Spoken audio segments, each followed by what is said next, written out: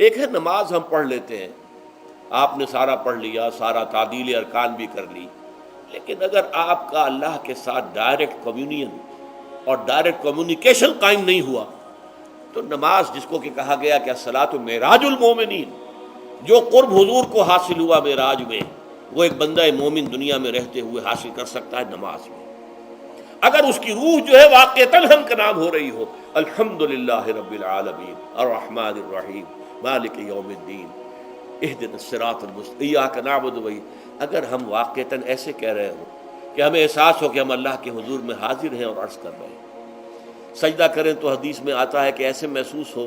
کہ گویا کہ میں نے اپنا سر اللہ کے قدموں میں رکھ دیا ہے، یہ ہے نماز۔ اب جو گفتگو ہو رہی ہے یہ ہم کلامی ہے، الصلاۃ معراج المومنین، اہل ایمان کے حق میں یہ نماز جو ہے یہ معراج کے درجے میں، لیکن یہ نماز کیسے نصیب ہوگی اگر روح سوئی ہوئی ہے، دبی ہوئی ہے، پسی ہوئی ہے، مزمحل ہے یا مردہ ہے؟ یہ نماز کیسے حاصل ہوگی؟ چاہے آپ پانچوں وقت کی نماز پڑھ رہے ہو، چاہے آپ نے ہیبٹ بنا لیا ہو نماز کو، چاہے خوش بھی ہو گیا ہو، لیکن یہ کہ جب تک وہ روح بیدار نہ ہو، جب تک ہم کلامی نہ ہو، افلاق سے آتا ہے نالوں کا جواب آخر، اٹھتے ہیں حجاب آخر، کرتے ہیں خطاب آخر، جب تک یہ نہ ہو، جیسے کہ میں ایک حدیث قدسی انشاءاللہ آج سناؤں گا سورہ فاتحہ کے ضمن میں، کہ اللہ تعالیٰ کے سامنے جب کھڑا ہو کر انسان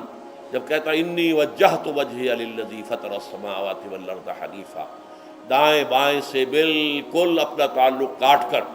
میں نے اپنا رخ کر لیا ہے اس اللہ کی طرف جس نے آسمانوں اور زمین کو پیدا کیا۔ اب یہ توجہ وجہ تو اگر یہ تو ہے چہرہ تو ہم نے کر دیا خانہ کعبہ کی طرف، اندر سے ہماری روح متوجہ نہیں ہوئی، وہ سوئی پڑی ہوئی، اسے پتہ ہی کچھ نہیں کہ کیا ہو رہا ہے، تو اس صورت میں وہ کیا ہے؟ ظاہری بات تو پوری ہو گئی، نماز کا ثواب ہو جائے گا، فرض کی ادائیگی کا ثواب مل جائے گا، لیکن وہ اصل نماز تو حاصل نہیں ہوتی۔ یہ ہے وہ بات کہ وَإِذَا سَأَلَكَ عِبَادِي عَنِّي فَإِنِّي قَرِيبٌ، اے نبی جب میرے بندوں کی روحیں بیدار ہو جائیں، توانا ہو جائیں، حیات تازہ سے وہ ہم کنار ہو جائیں، اور پھر وہ میرے بارے میں پوچھیں، وہ میرا تقرب حاصل کرنا چاہتے ہیں، تو آپ سے پوچھیں تو کہیے میں قریب ہی ہوں، اجیب دعوت الداع اذا دعان، یہ ہے وہ دعا، میں ہر پکارنے والے کی پکار، ہر دعا کرنے والے کی دعا کو سنتا ہوں، قبول کرتا ہوں، جواب دیتا ہوں جہاں کہیں بھی مجھے پکارے، اذا دعان۔ اس میں در حقیقت وہ مفہوم آ گیا ہے there and then wherever، آپ اپنے گھر میں ہو کر پکاریں اللہ کو، آپ بستر پر لیٹے ہوئے پکاریں اللہ کو، الذین یذکرون اللہ قیاما وقعودا وعلی جنوبہم، ہاں ٹھیک ہے، بعض مقامات بعض اوقات قبول دعا کے لیے زیادہ سازگار ہیں، حرم میں جا کر دعا مانگی جائے، اور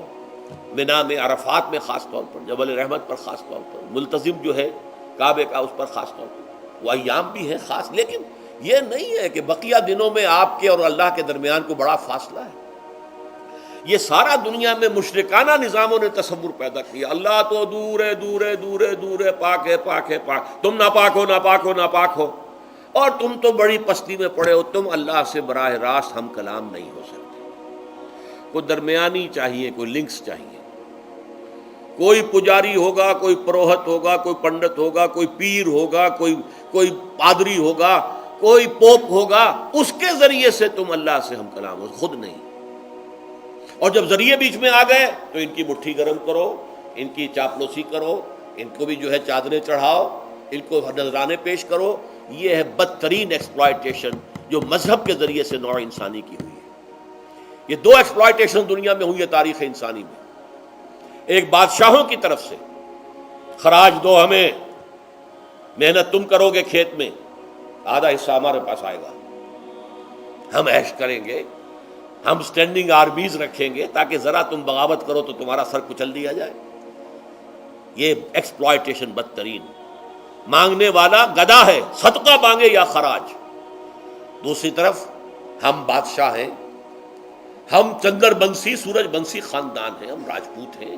حکومت کرنا ہمارا حق ہے، اور یہ پنڈت پروہت جو ہے وہ بھی کہیں گے کہ ٹھیک ہے، نصف لی و نصف لک وہذا قوم جاہلون، یہ عوام جو ہے ان کا خون چوسو، ہمیں یہ نذرانے پیش کریں، بتوں کو آ کے چڑھاوے چڑھائیں اور تمہیں خراج دیں اور ٹیکس دیں۔ They are to be exploited, exploit ہو رہا۔ اسلام نے آ کر دونوں کا خاتمہ کیا، کوئی ملوکیت نہیں۔ زکوٰۃ ہے تو غربا کے لیے، بادشاہ کے لیے نہیں ہے،